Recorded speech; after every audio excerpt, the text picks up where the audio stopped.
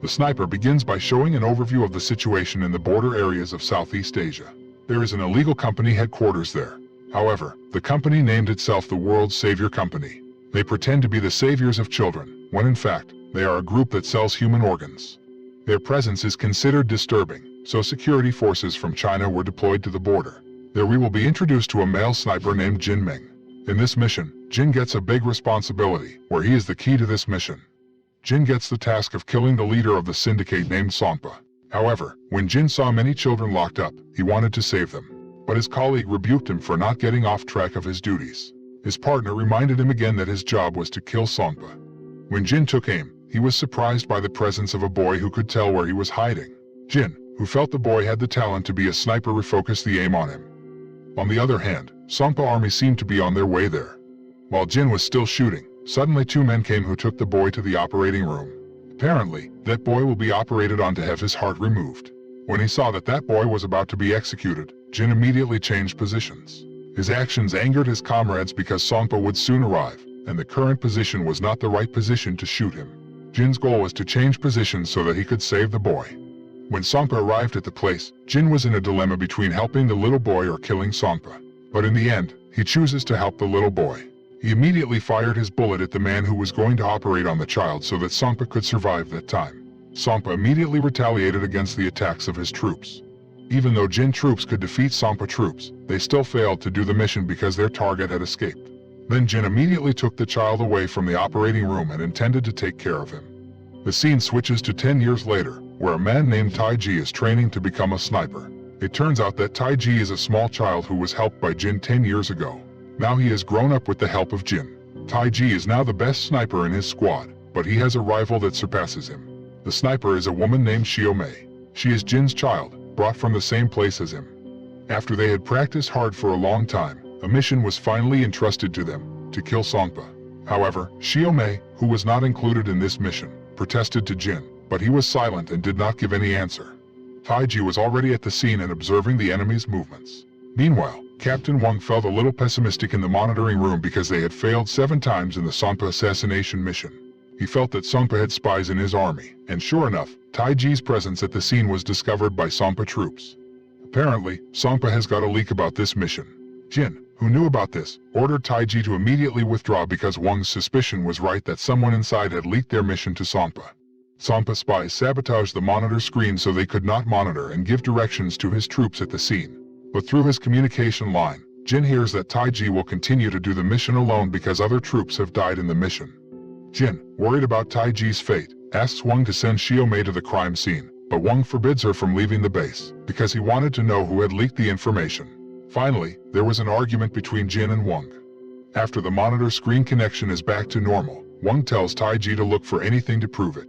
There, Taiji found a laptop and immediately opened it.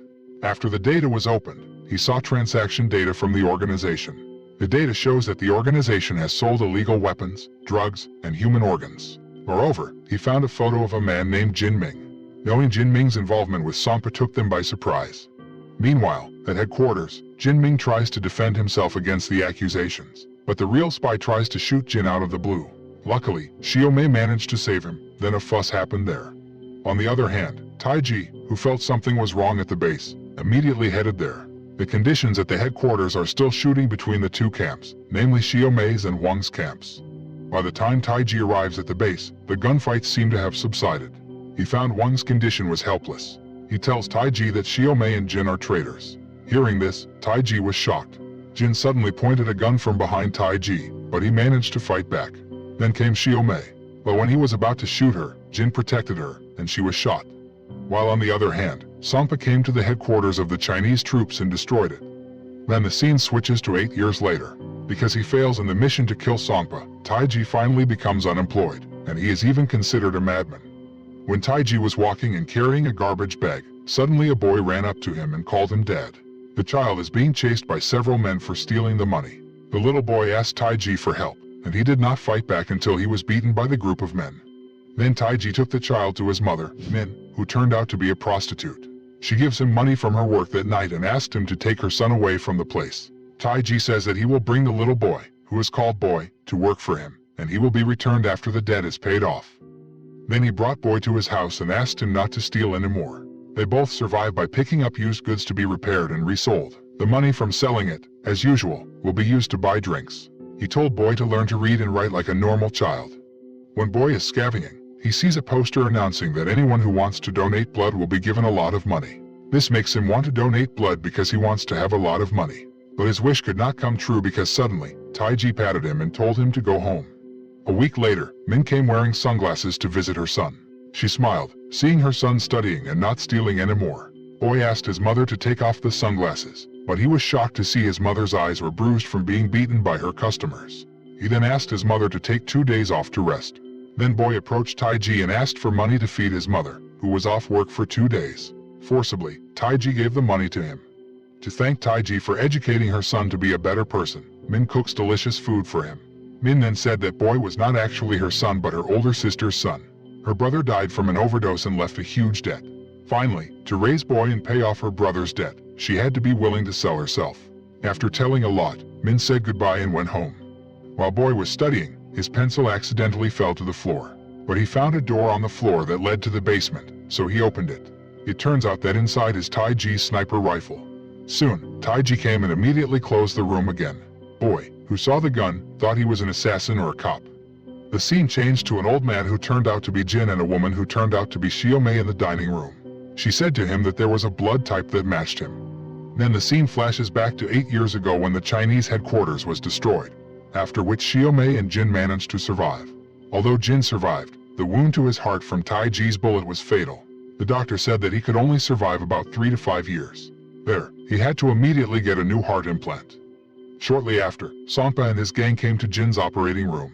He told Xiaomei that Jin had leaked this mission to him. She has no idea why Jin committed this betrayal. She knew that he had betrayed her and wanted to kill him immediately, but she recalled the memory when he had helped and cared for her. Long, who sneaked in the middle of Sonpa troops, managed to kill Sonpa. Finally, Jin continued Sonpa's business, while Xiaomei and Long became his right hands. The doctor who operated on Jin said that he had a rare blood type and was very difficult to find. The scene switches to Taiji, who just woke up from sleep. Not long after, Boy came home with food, drinks, and a wad of money. Taiji instantly got angry and thought he had stolen. Taiji keeps chasing him away even though he has tried to explain. After Boy left the house, Taiji felt very sorry.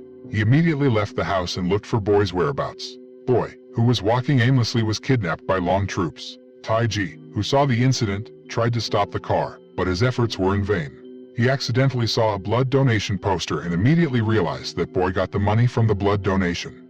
He remembers when Boy saw the poster, he was interested in doing it. Taiji then went to the hospital. He enters a room in the hospital and sees Boy's data on the monitor screen, which shows that he has a rare blood type. Taiji realizes that Boy's blood type is the same as Jin's. Then he attacks the doctor on duty and asks where the blood will be sent. The doctor said that the blood would be sent to the World Rescue Organization, which Jin has now taken over. But he thought that the organization was still led by Songpa.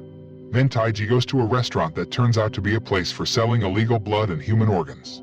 He immediately disguised himself in cleaning service clothes to enter the body storage room, but he did not find Boy's body, which means he is still alive. After that, Taiji went to the patient room. Unfortunately, Dr. Kim realized that he was an intruder. From behind, Dr. Kim immediately injects an anesthetic into his neck. When Taiji sees Dr. Kim's face, he realizes that the doctor is a mad doctor who used to want to operate on him. Taiji immediately beats Dr. Kim and asks about where Boy is currently. But when Dr. Kim wanted to say who was behind all this, suddenly someone shot him to death. At the same time, Xiaomei called Dr. Kim. Taiji, who saw the phone, immediately took it and picked up the phone. It turned out that she was in a building far from where Dr. Kim was and was getting ready to shoot. Taiji, who knew it, immediately made a light bias so that Xiaomei's eyes were dazzled and her shot missed. Then swiftly, she switched to the cloth-covered weapon next to her, but he managed to escape. Not long after, Long and his squad came to the restaurant to arrest Taiji, but he managed to finish off some of them. Unfortunately, the anesthetics effect started to affect his body and made him weaker. All of Long's troops were wiped out by Taiji until all that was left was Long alone. They engaged in a fierce battle without weapons until his body finally weakened and he fell from the top floor. Although Taiji's body was very weak, he could still walk. He managed to walk until he arrived at his house. Luckily there was Min, who immediately helped him. He tells her that Boy has been kidnapped, but he promised to bring him back home. Before Taiji left for the organization's headquarters, he prepared his sniper rifle. Then he told Min to pawn the necklace to Long's men to lure him out. Then he aimed at Long from a distance. In a state of serious injury, Long still trying to save himself. But Taiji catches Long to force him to say where Boy is being held. Then he took Taiji to that place. There were dozens of small children in that place, but Boy was not there. Taiji then kills Long and forces the operator to hack the accounts of the World Rescue Organization. Shortly after, Shiomei calls him, who says that Boy will have surgery soon. Then they negotiate. He offers to exchange the pin of the account belonging to the World Rescue Organization that is now in his hands with Boy's life. She then invites him to meet at the East City building at 12 p.m. When Shiomei arrived at the building, she was surprised that it wasn't Taiji but Min. She feels belittled and forces him to come out and face her face to face. Boy, who has been released from her bonds, picks up a fallen gun and threatens to shoot himself if anyone hurts Min. Boys can't die because they need his heart. Forcibly they let Min take him away. But when Min and Boy were outside the building, they were intercepted by Jin's troops. Then Taiji immediately shot the troops from a distance. Taiji and Shiomei start shooting at each other from a distance. During the firefight, Min continues to run to take Boy away with the supervision of Taiji. Unfortunately, they were caught by Shiomei, so Taiji had to find a closer position to aim. After Taiji and Shiomei were both in their respective positions, they shot each other. He chose to shoot the leg chair, so Shiomei fell while she shot him in the chest. But Taiji survived because he had a bulletproof iron installed on his body. He told Min to leave the building immediately. But suddenly, Jin arrives at the building and kills her. Taiji, who was late, witnessed the moment when Boy was taken away by Jin. He finds out that Jin is still alive. When Jin arrives at the base, he prepares for a heart transplant. But before that happened, Taiji shot the bulletproof glass. Then Jin ordered his men partly to confront him and some to guard inside the building. The shooting was monitored by Jin himself, but it seems that his new sniper is not as great as Taiji, who was the best senior sniper in his army. The shoot almost killed Jin's entire army, but there is only one sniper left alive, and no need to wait long. The last sniper of Jin troops was killed. Then Taiji entered Jin's headquarters, and he managed to kill all of Jin's troops.